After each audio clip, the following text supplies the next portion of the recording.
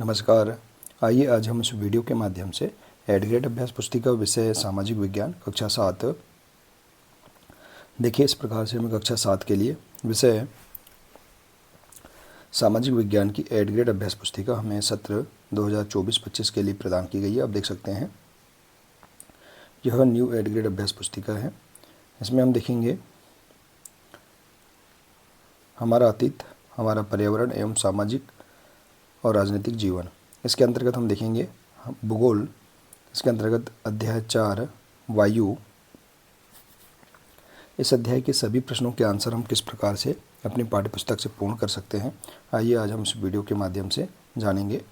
देखिए, यदि आप इसी प्रकार से इसके आगे के अन्य सभी पाठ का संपूर्ण हल समझना चाहते हैं तो आप हमारे इस चैनल से जुड़े रहिए और इस चैनल को सब्सक्राइब अवश्य कर लें। साथ ही बेल आइकन को प्रेस जरूर कर लें ताकि आने वाले नए वीडियो सबसे पहले आप तक पहुँचते रहेंगे। तो आइए देखते हैं अध्याय 4 वायु। इस अध्याय के सभी प्रश्नों के आंसर। देखिए, प्रश्न 1 से लेकर 5 तक सही विकल्प वाले प्रश्न हैं। इसके बाद खाली स्थान वाले प्रश्न दिए गए हैं। तो आइए देखते हैं इन्हें हम कैसे हल करेंगे। प्रश्न पहला है, वायुमंडल में सर्वाधिक पाई जाने वाली गैस है, तो उसका राइट आंसर है नाइट्रोजन गैस, बी नंबर का। इसके बाद है, वर्षा का प्रकार नहीं है, तो इसका राइट आंसर है अम्लीय वर्षा। प्रश्न तीसरा है, क्षोभ मंडल और मध्यमंडल के बीच पाई जाने वाली वायुमंडलीय परत है, तो इसका राइट आंसर है समताप मंडल, ए नंबर का। इसके बाद है प्रश्न 4, वायुमंडल में कार्बन डाइऑक्साइड गैस का प्रतिशत है, तो इसका है 0.03%। इसके बाद है प्रश्न 5, मौसम संबंधी घटनाएं होती हैं, तो इसका राइट आंसर है क्षोभ मंडल में। इसके बाद है, रिक्त स्थानों की पूर्ति कीजिए। इसमें दिया है, वायु सदैव उच्च दाब से निम्न दाब के क्षेत्र की ओर गमन करती है। उत्तरी भारत में गर्म एवं शुष्क स्थानीय पवन लू कहलाती है। पश्चिम से आने वाली पवनें स्थायी पवनें कहलाती हैं। और अगला है,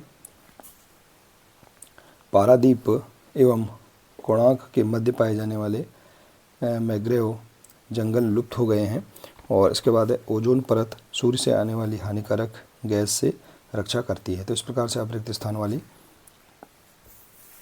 सभी प्रश्नों को हल कर सकते हैं। इसके बाद है अगला प्रश्न, वायु में किन किन गैसों का मिश्रण होता है, तो देखिए इसका आंसर, वायु में नाइट्रोजन, ऑक्सीजन, कार्बन डाइऑक्साइड तथा जलवाष्प का मिश्रण है।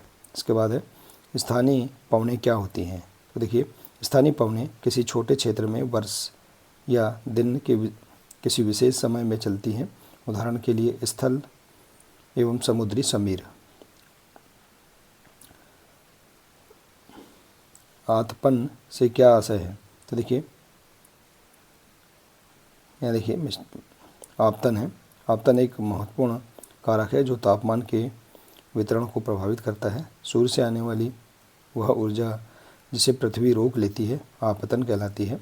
आपतन की मात्रा भूमध्य रेखा से ध्रुवों की ओर घटती है, इसलिए तापमान उसी प्रकार घटता है। इसके बाद है, आर्द्रता किसे कहते हैं, तो देखिए जब जल पृथ्वी एवं विभिन्न जलाशयों से वाष्पित होता है तो यह जलवाष्प बन जाता है और वायु में विद्यमान अदृश्य जलवाष्प की मात्रा आर्द्रता कहलाती है। अगला प्रश्न है, पेड़ पौधों को अपने जीवन के लिए किस गैस की आवश्यकता होती है, तो देखिए पेड़ पौधों को अपने जीवन के लिए नाइट्रोजन की आवश्यकता होती है।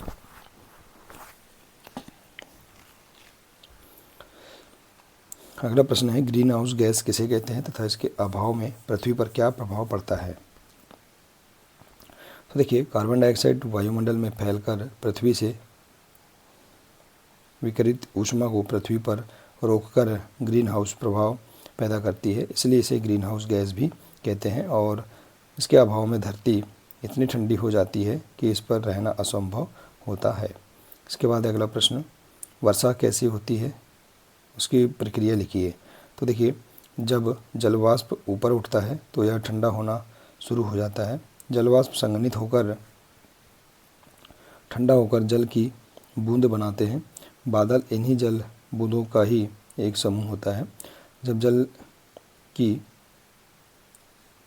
ये बूंद इतनी भारी हो जाती हैं कि वायु में तैर न सके, तब ये वर्षण के रूप में नीचे आ जाती हैं पृथ्वी पर जल के रूप में गिरने वाला वर्षण वर्षा कहलाता है।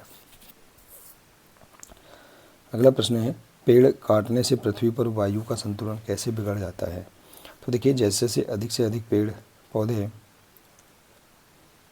काटे जाते हैं, वाष्पीकरण का स्तर बाधित होता है, जिससे हवा में नमी सूख जाती है और जल चक्र का संतुलन बिगड़ जाता है। पेड़ काटने से पृथ्वी पर कार्बन डाइऑक्साइड एवं ऑक्सीजन गैस का संतुलन बिगड़ जाएगा, जिससे मानव जीवन पर महत्वपूर्ण प्रभाव पड़ेगा।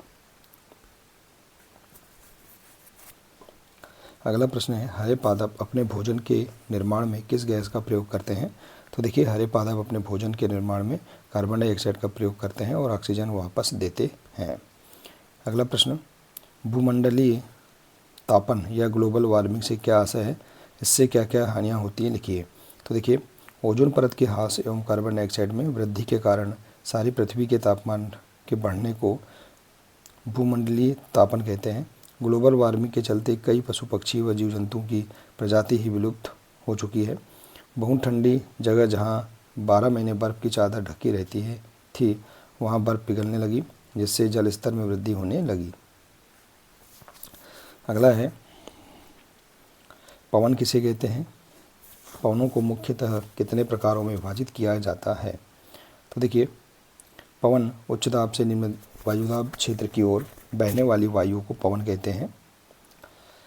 पवनों के प्रकार, पवनों को मुख्यतः निम्नलिखित 3 प्रकारों में वर्गीकृत किया जा सकता है। पहला है स्थायी पवने, व्यापारिक पश्चिमी एवं पवने स्थायी पवने हैं। और मौसमी पवने, ये पवने विभिन्न ऋतुओं में अपनी दिशा में बदलती रहती हैं। और इसके बाद है स्थानीय पवने, ये पवने किसी छोटे क्षेत्र में वर्ष या दिन के किसी विशेष समय में चलती हैं। अगला प्रश्न है, वायुदाब से क्या आशा है? वायुदाब पेटियों का नामांकित चित्र बनाइए। तो देखिए, पृथ्वी की सतह पर वायु के भार द्वारा लगाया गया दाब वायुदाब कहलाता है। वायुमंडल में ऊपर की ओर जाने पर दाब तेजी से गिरने लगता है। समुद्र स्तर पर वायुदाब सर्वाधिक होता है और ऊंचाई पर जाने पर यह घटता जाता है। और इसका चित्र देखिए, आप इस प्रकार से बना सकते हैं अपनी पाठ्यपुस्तक से भी। चित्र 4.4 प्रमुख वायु दाब पेटियाँ, इनके चित्र देखिए। इस प्रकार से आप इस चित्र को बना सकते हैं। इसके बाद देखिए, अगला प्रश्न है, मौसम और जलवायु में अंतर लिखिए। तो देखिए, मौसम और जलवायु में निम्न अंतर है। मौसम और जलवायु, देखिए, मौसम एक छोटे क्षेत्र की वायुमंडलीय दशाओं का प्रतिनिधित्व करता है और जलवायु बड़े क्षेत्र या भूभाग की वायुमंडलीय दशाओं का प्रतिनिधित्व करती है। इसके बाद है, मौसम अल्पकालीन वायुमंडलीय दशा है और जलवायु दीर्घकालीन वायुमंडलीय दशा है। मौसम दिन में कई बार बदल सकता है और जलवायु लंबे समय तक नहीं बदलती है। इसके बाद है, वायुमंडलीय परतों का नामांकित रेखाचित्र बनाइए। तो देखिए, वायुमंडलीय परत का नामांकित रेखाचित्र आप बना सकते हैं इस प्रकार से।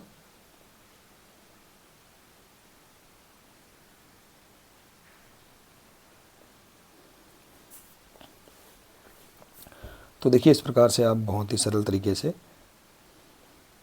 अध्याय 4 वायु, इस अध्याय के सभी प्रश्नों के आंसर अपनी पाठ्यपुस्तक से आसानी से पूर्ण कर सकते हैं। आशा है कि आपको इस अध्याय के सभी प्रश्नों के आंसर समझ में आ गए होंगे। देखिए, यदि जानकारी अच्छी लगी हो तो प्लीज़ इसे अधिक से अधिक शेयर करें, वीडियो को लाइक करें और इसी प्रकार से इसके आगे के अन्य अध्याय का संपूर्ण हल समझने के लिए आप हमारे इस चैनल से जुड़े रहिए। मिलते हैं इसी प्रकार से इसके आगे के अगले नए वीडियो के साथ। नमस्कार।